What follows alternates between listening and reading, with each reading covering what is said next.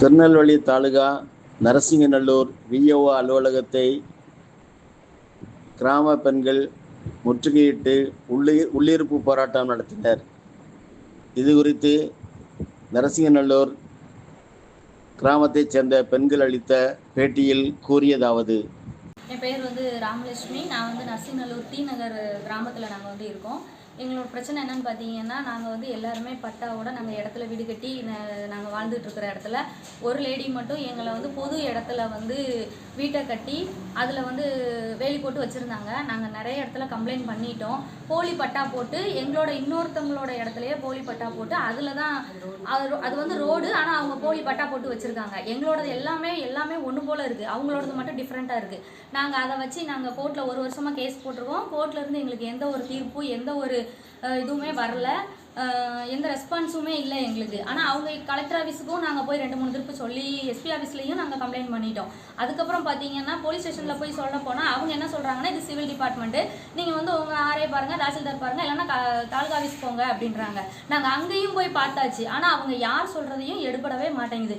இப்போ என்ன ஆச்சுன்னா, ரீசனாக 2 நாளில் அவங்க வானம் ஒரு நாள் தோண்டினாங்க. வானம் தோண்டி இன்றைக்கி ஃபவுண்டேஷன் போட்டு செங்க கட்டடம் ஆரம்பிச்சிட்டாங்க சார். அப்போ நாங்கள் ஊரோட நாங்கள் எல்லோரும் ஒத்துமையாக வந்திருக்கோம். எங்களுக்கு அவங்கள்ட்ட ஒரு இன்னைக்கு தீர்வு நாங்கள் கிராம நிர்வாக அலுவலர் அதிகாரியை பார்க்க வந்திருக்கோம். நாங்கள் இன்னைக்கு உள்ளிருப்பு போராட்டம் மாதிரி நாங்கள் பண்ணுவோம். இன்னைக்கு எங்களுக்கு தாலுகா ஆஃபீஸில் இருந்து சர்வேயரும் தாசில்தாரும் எங்களுக்கு அளந்து கொடுத்து இன்னைக்கு ஒரு தீர்வு காணாத வரைக்கும் நாங்கள் இங்கேருந்து யாரும் போகிறதா இல்லை சார். பிள்ளைங்களுக்கு எக்ஸாம் நடக்குது, அந்த டைமில் கூட நாங்கள் இங்கே உட்காந்துருக்கோம். பிள்ளைங்களையும் கூட்டிகிட்டு நாங்கள் இருக்கிறதுனால தயாராக இருக்கோம் சார். இன்னைக்கு ஒர்க்கிங் டேங்கிறதுனால எல்லாருமே அங்கே வேலைகளுக்கு அதுக்கு இதுக்குன்னு போயிட்டாங்க. இல்லைனா எங்களோட அடுத்த கட்ட நடவடிக்கை கலெக்டர் ஆஃபீஸுக்கோ இல்லைனா மானூர் ஆஃபீஸ்க்கோ நாங்கள் போகிற மாதிரி இருக்கும் சார். ஒரு பிள்ளைகளுக்கு உடம்பு சரியில்லாத கூட ஆட்டோ உள்ள வர முடியாது. அவங்க வேலி போட்டுருக்கிற அந்த வேலி போட்டுருக்கிற இடத்துல என்னோட இடமும் அதுல இருக்கு.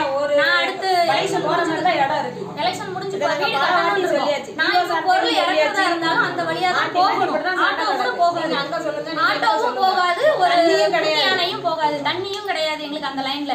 அப்புறம் பாத்தீங்கன்னா இவ்வளவு பெட்டிஷன் நாங்க எதுக்கு கொடுத்துருக்கோம், இதுக்கு என்ன ரெஸ்பான்ஸ்னு எங்களுக்கு தெரியல சார். எலெக்ஷன் நேரத்துல இப்படி எல்லாம் பண்றாங்க, ஆட்சியில ஓட்டு போடுங்க, அது பண்ணுங்க, இது பண்ணுங்கன்றாங்க.